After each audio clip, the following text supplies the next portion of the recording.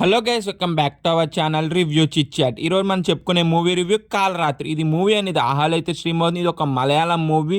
ఈ మూవీ చూసాక నాకేమనిపించి in depth రివ్యూలో డిస్కస్ చేద్దాం. కానీ మన ఛానల్ కొత్తగా వస్తే మాత్రం ఒక 3-4 వీడియోస్ చూసి కంటెంట్ నచ్చితే మాత్రం సబ్స్క్రైబ్ చేసి అలా లైక్ చేసి పక్కన ఉన్న బెల్ ఐకాన్ యాక్టివేట్ చేసుకుని అలాగే comment section, description, Instagram link కూడా ఉంటుంది.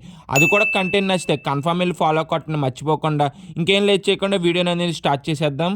కమింగ్ టు ద మూవీ యొక్క బేసిక్ స్టోరీ లైన్ చెప్పాలంటే, గ్రూప్ ఆఫ్ ఫ్రెండ్స్ అయితే ఉంటారు. వాళ్ళేమో ఒక ఆర్గానిక్ ఫామ్ అయితే రన్ అయితే చేస్తూ ఉంటారు. అందులో ఒకడు ఇక్కడే కాకుండా వేరే చోటకు కూడా వెళ్ళి ఫార్మింగ్ చేసి ఎక్కువ డబ్బులు సంపాదించుకోవచ్చు అని అంటాడు. అక్కడికి వీళ్ళందరూ వెళ్ళాక అందులో ఒకడైతే చనిపోతాడు. చనిపోయాక ఏమైంది, మళ్ళీ వీళ్ళకి కూడా థ్రెట్ ఉన్నదని తెలిసాక మొత్తానికి వీళ్ళందరికీ ఏమైంది అనేది మనం మూవీ చూసి అయితే తెలుసుకోవాలి.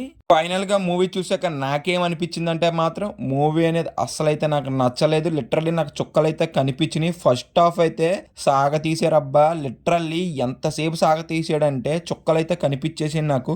మనకు తెలిసిందే మలయాళం మూవీస్ అనేది ఉంటాకే సాగదెత్తా తీసుకెళ్తారు. ఇడు మొత్తానికి సాగదెత్తా తీసుకెళ్తా బోరింగ్ స్క్రీన్ ప్లే, ఒక్క సీన్ కూడా ఇంట్రెస్ట్ అయితే క్రియేట్ చేయదు మనకి.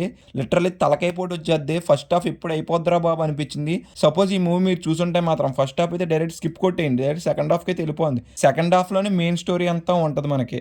ఈ మూవీలో ఒక ట్విస్ట్ అయితే ఉంటుంది. ఆ ట్విస్ట్ అనేది చాలా కమర్షియల్ మూవీస్లో చూసినట్టయితే అనిపిస్తుంది. అంత ఎగ్జాటిక్ కూడా చేయదు. ఆ ట్విస్ట్ అనేది చాలా రొటీన్గా అనిపించింది ఆ ట్విస్ట్ కూడా నాకైతే మూవీలో. మేజర్గా ఈ మూవీలో వర్కౌట్ అవుంది ఏంటంటే, డ్రామా అనేది చూసినంత సేపు కూడా ఇంతసేపు సాగదీస్తున్నారు ఏంట్రా అనిపించింది నాకైతే. మేజర్గా ఫ్రెండ్స్ మధ్య వచ్చిన డ్రామా కూడా అంత ఇంట్రెస్ట్ అయితే క్రియేట్ చేయలేకపోయింది. ఆ సీన్స్ కూడా మనకి చాలాసేపు సాగదీసినట్టు ఫీలింగ్ అయితే కలిగింది త్రూ అవుట్ మూవీ అంతా. నేను మూవీ అంతా చూసినంత సేపు ఒక్క దగ్గరే డ్రామా కనెక్ట్ అవుతానేమో అనుకున్నాను, కానీ ఒక్క దగ్గర కూడా డ్రామా అనేది అంత కనెక్టింగ్గా రాసుకోలేకపోయారు. ఆ సీన్స్ కూడా అంత ఇంట్రెస్ట్ అయితే క్రియేట్ అయితే చేయలేదు. మేజర్ డ్రాబ్యాక్ అయితే ఈ మూవీకి ఇంకోటి డ్రామా అనేది. మూవీలో నాకు తెలుగు డబ్బింగ్ అనేది అసలైతే నాకు నచ్చలేదు. ఆహా టీం అనేది అసలు తెలుగు డబ్బింగ్ పట్టించుకోవాలి నాకు అర్థం అవ్వలేదు. ఇంకోటి కొన్ని సీన్స్ లో అసలు బీజిఎం ఉన్నదో లేదో కూడా అర్థం అవ్వలేదు. అసలు బీజిఎం అనేది అసలైతే వర్కౌట్ అవ్వలేదు మేజర్ గా ఈ మూవీలో.